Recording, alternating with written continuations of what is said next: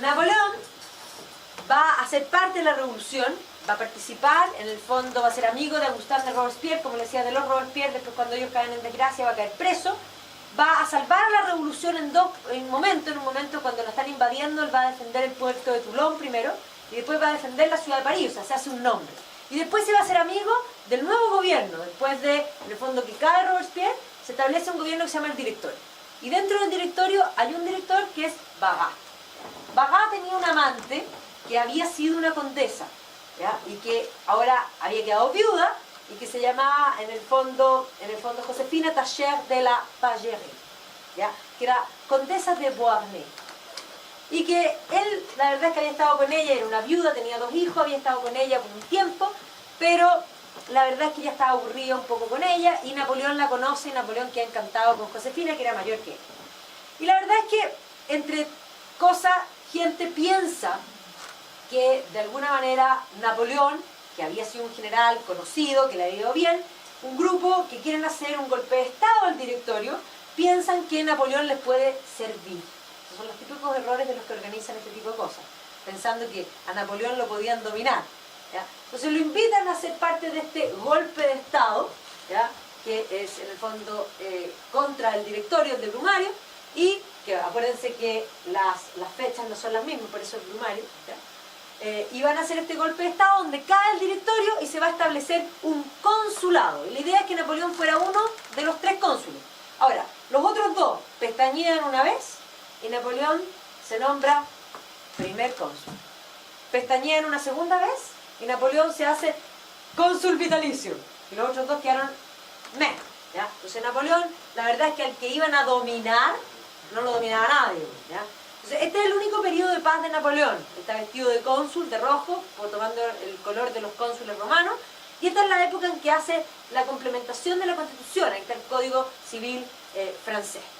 En 1804 va a tener un atentado en su contra, como cónsul vitalicio. Ya era rey prácticamente, era cónsul, primer cónsul y cónsul vitalicio, o sea, estaba listo. Y entonces él hace un plebiscito después del atentado, donde en el fondo había sido un pariente de los Borbón, según ellos, que el que había planificado este atentado, y él hace un plebiscito preguntándole a la gente si quieren que sea emperador.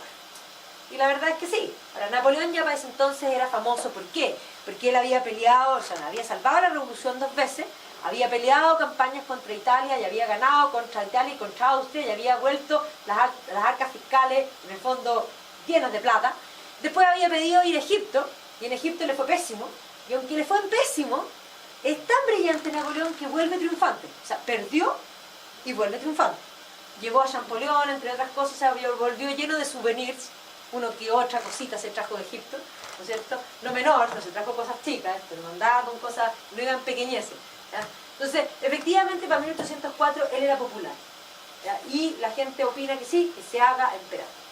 Y él va a llamar al Papa, él se reconcilia con el Papa, hace un concordato con el Papa, porque él, aunque él no necesariamente haya sido católico, sí sabía que el pueblo francés era católico.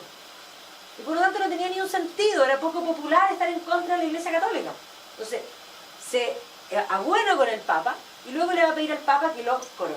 El Papa le va a exigir para coronarlo que se case con Josefina por la Iglesia. Se casa en secreto con Josefina por la Iglesia porque no quería mostrar esas cosas.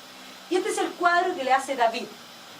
Napoleón es de esos personajes que escribe su propia historia. O sea, lo que nosotros sabemos de Napoleón es lo que él quiso que ustedes recordaran de él. ¿Por qué? Primero, aquí aparece él coronándose a sí mismo. No tenemos certeza de que él se haya coronado a sí mismo y que le haya quitado efectivamente la corona al Papa. Pero eso es lo que se dice y el cuadro deja constancia de eso. Pero este cuadro, nosotros sabemos que hay otras cosas que son evidentemente mentiras, pero que para el mundo son verdad. Lo primero es que él, cuando se corona emperador, decide coronar a Josefina emperatriz. La madre de él odiaba a Josefina, no la quería mucho. Y por lo tanto se niega a ir a la ceremonia, no va a la ceremonia. O sea, Napoleón en la ceremonia de su coronación estuvo todo el rato mirando la silla vacía de su madre con rabia. Oh, estaba picadísimo. La señora no fue, la señora Leticia de Ramón no fue. Y entonces, cuando David pinta el cuadro, pinta esta silla vacía. Y entonces Napoleón le dice, no pusiste a mi madre. Y David le dice, es que su madre no fue. Él dijo, no, sí sé que no fue, pero la vas a poner, porque el mundo va a ver que vino mi coronación. Bueno, como eso, Napoleón hace todo el rato lo mismo. Entonces, ¿cuánto de lo que nosotros sabemos es como es? Un cuarto probablemente. Genial, brillante. ¿Quién está sentada en el medio? Doña Leticia Ramolini, que sabemos que nunca estuvo, por ejemplo. Entonces, Napoleón va a empezar a conquistar todo, esto va a ser el imperio francés, y efectivamente va a conquistar Italia, va a conquistar el reino de Nápoles y las dos Sicilias, va a mantener algunos reinos, en el fondo con reinos títeres, otros los va a absorber, pero efectivamente tenemos, aquí va a poner, en el fondo en Westfalia va a poner a su hermano, en el reino de Nápoles y las dos Sicilias va a poner al otro hermano, y los va a mover, y después en España va a poner al otro hermano también. O sea, la familia de Napoleón, la familia de Bonaparte más bien, gobierna prácticamente toda Europa. Es un imperio mucho más grande que el imperio romano, mucho más grande que el imperio carolingio, ¿ya? Entonces, el ataque de Napoleón va a ser despertar los nacionalismos. O sea, el hecho de que Francia invada todo va a hacer que varios se pregunten qué son. Lo que sí todos tienen claro es que franceses no son, ni tampoco quieren ser franceses. Voltaire, tiempo antes, época de revolución, antes de la revolución, había dicho que Alemania no existía. Y la verdad es que tenía razón. Pero los alemanes van a sentir súper profundamente este ataque de Voltaire, que viene a decir un francés que Alemania no existe. O sea, los alemanes sabían que no había una Alemania unificada, pero sí sentían que había una cultura alemana, ¿ya? Y es más, un pastor luterano, Herder, va a empezar a hablar del Volksgeist, del espíritu del pueblo alemán, ¿ya? Y va a hacer nacer un movimiento que se conoce como el movimiento romántico. El movimiento romántico alemán es un movimiento netamente nacionalista, ¿ya? Que busca qué es Alemania. No tenían muy claro tampoco qué era, ¿ya? Lo que sí tenían claro es que había una cultura común, un idioma común y una cierta tradición común, pero no era un solo país, ¿ya? Eran una multiplicidad, un montón de reinos. Entonces, no solo Herder, sino que Goethe también va a ser parte de este movimiento que se conoce como Sturm und Drang, ¿ya? Tormenta y ímpetu. Y efectivamente va a empezar a aparecer esta mujer que es Germania. 1830 son las primeras revoluciones burguesas y aparece por primera vez la bandera tricolor alemana. Alemania todavía no existe. Entonces, todos estos románticos que mezclan el romanticismo por una parte con esta beta nacionalista política están un poco en la misma. O sea, el nacionalismo y el movimiento romántico es parte. 1830 es un año de revoluciones en todas partes, entonces son las llamadas revoluciones burguesas. Este cuadro, que muchas veces en los libros de texto aparece como la Revolución Francesa de 1789, no es la Revolución Francesa de 1789. Francia tiene muchas revoluciones. Esta es la Revolución Francesa de 1830, ¿ya? Esta revolución va, en el fondo, ¿qué es lo que va a pasar? Napoleón, una vez que es derrotado en 1815, va a venir de vuelta Luis XVIII, que estaba en Inglaterra, a gobernar, la restauración. Esta revolución de 1830 saca a Luis XVIII y pone a un rey burgués que se llama Luis Enrique, en el fondo, Luis Felipe de Orleans. 1830 en Alemania aparece la bandera tricolor, o sea, las revoluciones de 1830 van a fomentar este nacionalismo. En este periodo aparece la segunda camada de románticos, y entre ellos está Achim von Arnim, que no tienen por qué conocerlo, ni Clemens Bretano, que tampoco les tiene por qué sonar. Goethe probablemente sí les sonaba, pero estos no. Pero estos tipos contratan a dos hermanos. Uno era abogado, los dos trabajaban en la universidad, habían sido parte de la Chuchoca de 1830, ellos habían sido expulsados de la Universidad de Göttingen, ellos habían sido parte del movimiento de los 7 de Göttingen, y estos hermanos son los llamados hermanos Grimm. ¿Les suena? Nosotros decimos los hermanos Grimm escribieron cuentos. Mentira, los hermanos Grimm no escribieron ni un cuento. Los hermanos Grimm recogieron la tradición popular alemana con fines académicos de poder encontrar lo alemán. Si en esa búsqueda encontraron a la Caperucita Roja, porque la encontraron, es una casualidad. O sea, ellos nunca pretendieron escribir cuentos para niños. Ellos estaban buscando qué es lo alemán. ¿Me siguen la idea? Hoy día cuando nosotros pensamos en ellos, pensamos en los que escribieron los cuentos, ¿ya? Pero en realidad ellos recogieron los cuentos. Esos cuentos estaban en el ambiente de tradición oral por generaciones de generaciones, ¿ya? Entonces, los hermanos Grimm, que van a publicar, aquí están los 200 años, en el fondo del 2012 se celebraron los 200 años de la edición de los cuentos para la infancia y el hogar, recogidos por los hermanos Grimm. Pero ellos lo que están buscando es el ethos alemán. Ellos van a estar metidos en las barricadas de 1830. Los van a expulsar de las universidades por tratar de concebir esta idea de unificación alemana. Ellos van a estar metidos ahí. Ahí están los Göttingen de Sieben, donde los van a expulsar. Y ellos además van a publicar no solamente los cuentos, sino que el diccionario etimológico de las palabras alemanas, el Wörterbuch. Este es un libro súper importante. Van a publicar la historia de los reyes alemanes, van a publicar las leyendas alemanas, van a publicar la mitología teutónica. Ellos lo que buscan es lo alemán. Ese es su área de expertise. Ahí tenían marcos, pero ya obviamente no los tienen. Aquí tienen la historia de los reyes alemanes de la Edad Media. Aquí tienen en el fondo la gramática alemana, también hecha por los hermanos Grimm, las sagas alemanas, los cuentos de los elfos alemanes, la mitología teutónica, la mitología alemana. Todo esto son obras de los hermanos Grimm, para que vean que no solamente escribieron Caperucita Roja o Blancanieves, que también están en su colección.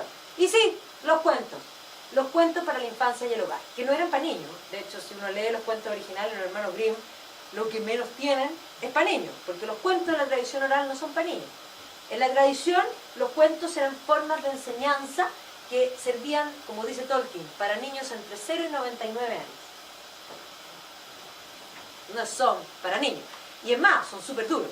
Entonces ahí vemos que son celebrados. Y el movimiento romántico se revela contra todo.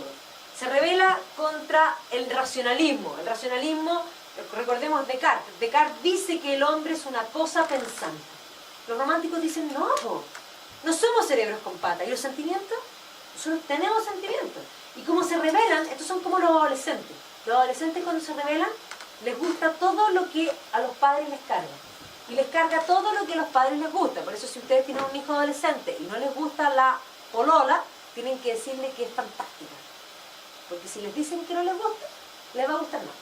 Entonces hay que jugar al revés. Eso es propio del entendimiento, como digo yo, romántico. Entonces el romanticismo va a rechazar el racionalismo, no solo en su forma de ver, sino que en su forma de vestir. Entonces los racionalistas usaban pelucas blancas. Estos se sacan la peluca y se dejan la tremenda chuleta. Obvio, ¿ya? Estos son románticos, estos son distintos. Es más, se sacan los sneakers con media, porque eso usaban los racionalistas, y se ponen pantalón largo. Y se ponen un moño. Estos tienen un estilo más... Este es Caspar Friedrich, es un pintor alemán, que además cambia, acuérdense de la pintura racionalista, lo cotidiano. Bueno, aquí él decide pintar un paisaje y el protagonista es un árbol. Otra vez, no lo habíamos visto en el árbol. Es un nuevo approach. Miren acá, este cuadro es famosísimo. Este cuadro se llama Caminante sobre el mar de nubes, que a mi juicio es el manifiesto romántico.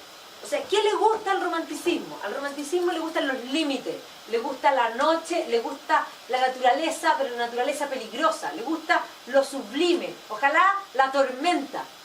Hay un pintor inglés que se llama Turner, que en una tormenta, él quería pintar la tormenta, fue y se amarró a un mástil y se quedó así en la tormenta. Le dio una pulmonía tremenda, pero después se mejoró y pintó una tormenta. O sea, los románticos quieren experimentar la tormenta. Es un romántico que muere partido por un rayo, el lejos lo mejor que puede pasar. O sea, los románticos son de límites, de exceso. O sea, a los racionalistas no les gustaba la Edad Media, entonces a los románticos sí les gusta la Edad Media.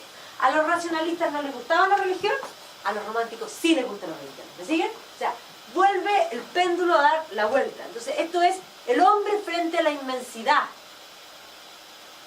contemplando la creación, podríamos decir, divina. Miren aquí, los góticos. O sea, este cuadro no lo hemos visto nunca en el arte. Esto es Friedrich. Y aquí vemos, otra vez, aquí vemos a Francia. Los pintores franceses románticos van a pintar también los límites. Esto es la balsa de la Medusa, esto es un naufragio. O sea, no van a pintar un barco, no, esto es la tormenta, el naufragio, lo que queda, el desastre, eso es lo que les gusta, ¿ya? Este es Novalis, un alemán, que va a escribir unos himnos en el fondo a la noche, y que Novalis va a morir súper joven, se le muere la polola, Sophie, y después él se muere de pena. Pero alcanzó a escribir, murió a los 30 años. Pero él va a inspirar a los románticos ingleses. Este es Wordsworth y este es Coleridge. Vuelven a la naturaleza es su inspiración. Y en la naturaleza, ellos, estos son los románticos de la luz. Ellos desde la naturaleza encuentran a Dios. Y estos son los románticos oscuros. Este es Percy Shelley, el marido de Mary Shelley. Ella escribe Frankenstein. Ella es la autora de Frankenstein, que lo escribe cuando tenía 18 años. Y dice, oh, sí, pero no era cualquier niña de 18 años. Su madre era una gran intelectual, su padre era una gran intelectual, tenía una formación intelectual no menor. Keats, Lord Byron, estos son los románticos oscuros, estos son los que son ateos, que pasan al ateísmo. Y miren aquí Constable. Constable, ¿qué pinta aquí? Pinta los góticos. Siempre estuvo ahí la catedral de Salisbury. Lo que pasa es que los racionalistas no la querían ver. Bueno, ahí la pinta. Esto es Turner. Este es Turner, el que les dije que se amarró al mástil. Miren este cuadro. Este cuadro se llama, en el fondo, El Temerario, que es este barco magnífico y precioso, que está siendo arrastrado por este barco horrible, a carbón, obviamente, para ser deshuesado. Entonces, aquí hay una crítica, en el fondo, ¿quién es lindo ahí? El Temerario es mucho más lindo que el Chico Negro, obvio que sí, ¿ya? Pero hay una crítica también, los románticos son súper contrarios a la revolución industrial, porque consideran que este cambio de alguna manera va a alienar al hombre. Ellos quieren volver a la escala humana, y por eso miran a la Edad Media, miran a los gremios. O sea, hay una crítica ahí importante. Este es el cuadro de La Tormenta, de Turner. Efectivamente, pero piensen, esto es, en el fondo, en 1840, mucho antes que los impresionistas. Este es un adelantado de su época heavy. Este es Blake, también otro romántico inglés. Miren este cuadro, esto es 1805. Son súper adelantados estos tipos. Este es el que pinta al hombre creando el mundo. Todo esto es Blake. Surge el movimiento neogótico. Esta catedral en Viena no es gótica. Es hecha en el siglo XIX, al estilo gótico. La joya del neogótico es The House of Parliament, en Inglaterra. También es hecha en el siglo XIX. En el siglo XIX habían destruido los franceses toda la Revolución Francesa. Un arquitecto que se llama Viollet-le-Duc va a reconstruir la Sainte-Chapelle de París. Y no solo la Sainte-Chapelle, la Notre Dame también. Va a proyectar estos halls góticos, o sea, vuelve el neogótico. Reconstruye, ¿quién había estado en Carcassonne? La ciudad de Carcassonne, el arquitecto Viollet-le-Duc también en esta época. Se termina la École-Nathan, la catedral de Colonia es gótica, pero nunca la habían terminado, porque en el fondo llegó el racionalismo y quedó sin punta. Bueno, en esta época la terminan, por fin la terminan, ahí está la École-Nathan. En esta es la época en que Federico, en el fondo, Ludwig de Baviera decide construir su propio Camelot. Y él construye este castillo que se llama Neuschwanstein en la Schwarzwald, en Baviera, que es una maravilla. Él vivió siempre aquí en este lugar, tenían su casa de veraneo, al otro lado aquí hay un castillo que se llama Hohenschwangau, que era la casa del papá. Y él siempre miraba la colina del frente y decía, cuando yo sea el rey, voy a construirme un castillo mejor que el de mi papá al frente. Entonces, Hohenschwangau es en el fondo el nido alto del cisne. Y Neuschwanstein es la nueva piedra del cisne. El emblema de los reyes de Baviera es el cisne. Esto es un sueño. O sea, yo les digo, estaba en mi lista antes de morir, ya lo visité y vuelve a estar en mi lista porque quiero volver, extraordinario. ¿Y qué pinta adentro? Todos los halls están pintados con las leyendas medievales. O sea, tiene todo el fondo, en el gran hall está en el fondo la leyenda del Santo Grial con Parsifal. En la otra pieza está Tristán y Isolda y en la otra está Siegfried. Silward Scott es el novelista más famoso de la época y ambienta sus novelas en la Edad Media. Esto es como la vuelta a la fantasía, ¿viste? Que son los románticos. George MacDonald, por primera vez escribe fantasía directamente. Este es el padre de la fantasía. C.S. Lewis dice que es su maestro. Y Tolkien dice que es el mejor hombre del siglo XIX. Y lo es. Miren la pintura. Estos son los llamados pre-rafaelitas. Miren por favor, desde el Santo Grial. Esto es una anunciación, volvemos a la religión. Esto es Dante, la Divina Comedia, o sea, los temas religiosos vuelven. Esto es la despedida del Santo Grial. O sea, efectivamente, como pueden ver, se vuelve atrás. Esto es Waterhouse, esto es The Lady of the Shalott, o The Shalott, ¿ya? Que es un apéndice, es un personaje inspirado en un poema de Lord Alfred Tennyson que está vinculado a la leyenda del Rey Arturo. Ella era una mujer que estaba hechizada y que estaba enamorada de Lancelot, y que no podía ver el mundo sino por un espejo, ¿ya? Y si miraba directamente se moría. Y ella amaba tanto a Lancelot que ella decide mirarlo de frente, aunque sea una vez, y se muere, pues, obvio. Ella es The Lady of the Shalott. Miren este Waterhouse, una sirena. Brennan Leighton, la despedida, aquí. Esto se llama El espaldarazo.